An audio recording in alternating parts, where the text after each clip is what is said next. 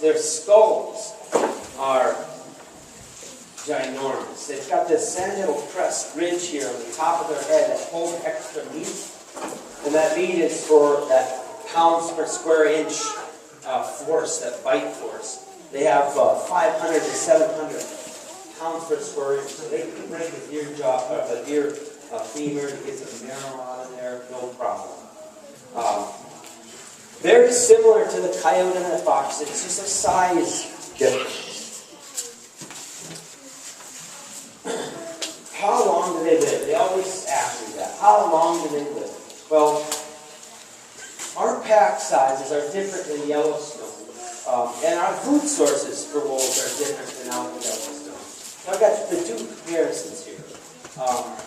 If you were trying to go after moose and elk and caribou, that's a tough life. It's a hard animal.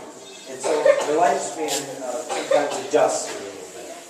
And, up to 10 years in the wild, 15 to 16 in captivity, you can treat them like a dog.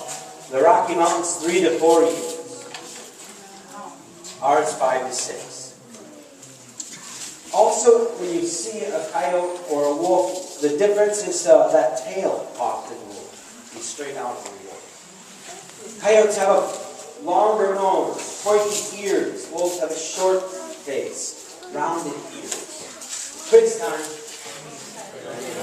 Coyote, good one. How about this one? You guys are intelligent. Red fox and... is that a dog or a wolf? How about that situation? This picture was sent to me about 3 years ago, and unfortunately, the dark animal here was killed by a warden. They tested it. It's a wolf-dog hybrid. Wisconsin, as of last summer, has a new law. They finally got it together. It's illegal to have a wolf-dog hybrid. Remember the statistics of that dog that kills people? This is a bad situation. And we are trying to get this out of... some of our wolf packs have been introduced with the wolf-dog hybrids. These are not good situations. I looked in our local newspaper last fall. You could buy a wolf-dog hybrid. It said, for sale, tough. I sent the information in. That's a bad situation, but we now have laws. So the tracks of these animals are also a lot different. The dog tends to have the two outer toes stick out like this, versus the wild animals have them pointed forward. You can imagine walking in the snow. You don't want a toe out there to get ripped up. All right, here's a complicated one. This is the new federal delisting process has some complicated things in it. Now that science has gone crazy, we have genetic testing. And so genetics are showing us that our wolves are a mixture between the eastern wolf and the gray wolf. And so the federal endangered species proposal for 2011 says they're going to just delist the eastern wolf. I'm sorry, just delist the gray wolf, but not the eastern. Oh my God, hold my hair on. I'll leave it at that. A pack. Here's what's interesting. Packs are incredibly organized. And their social structures are incredible. They have an alpha male and an alpha female. They are the first ones to leave the pack. They're the first ones to eat. They're the only ones that breed in our area. Out west, they'll have two pairs of alpha, but they have a pack size of 20. So in Wisconsin, we have an average of 4 to 6 wolves in our packs. And pack is anything 2 or more. So you've got your alpha, male and female. Then you got maybe in that pack some yearlings from the year before. Then you got this year's pups. Then you've got an assorted other group. Unlike coyotes, coyotes are only a family structure. Coyotes are mom and dad and kids. And then at the end of the year, those kids go away, mom, dad, and kids. Mom, dad, and kids. Wolves will accept other pack members their pack. So I often wonder how that process happens. Does a wolf who wants to join another pack, which could kill it, it goes in with the tail between its legs, belly showing, and basically gives submission. And then they allow that pack, or that member to join the pack. But eventually, if you get beat up enough, and maybe you 18-year-olds are tired of being under your parents' roof, boom, you're out of there. I'll do that again for those. Bing, we're out of there.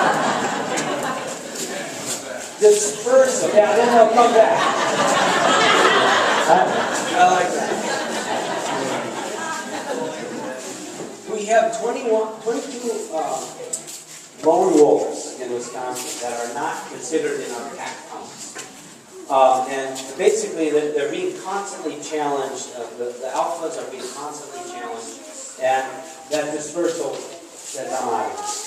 And we've had some crazy dispersals. We know this through radio college. We've had Minnesota ones come to Wisconsin and to Michigan. We've even had Michigan wolves go to Wisconsin all the way to Missouri, Indiana. So this is a dispersal situation. And, all right, the big question there, who? Well, we'll go back. When they disperse, Yep. do they stay in that area then and have a new pack, or do they go back? We found them dead. So you can imagine there's not a lot of places in Missouri and Indiana for a wolf to establish a pack. Right. They got hit by a car. Yeah. And they basically tracked it all the way down. So places that have viable popular areas will start their own pack if they find a mate. Here's space is the issue.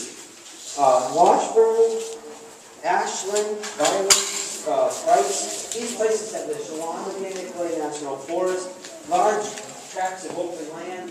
These are where the wolves are establishing. These are the locations. And their sizes of that pack changes, depending on the size, obviously. But on average, it's about 20 to 80 per mile. It's a big chunk of land. The more wolves we get in Wisconsin, the smaller the pack sizes are getting, the smaller the territories are getting. They're just defending those territories and kind of keeping other wolves out. So what's the story? In January, February, they mate. And this is fun if you're a tracker. You can go and follow these snow rovers and find the raised leg urinations, all right? I know that seems a little weird, but anybody have a dog at home that raises their leg? Well, you're not the boss. They are.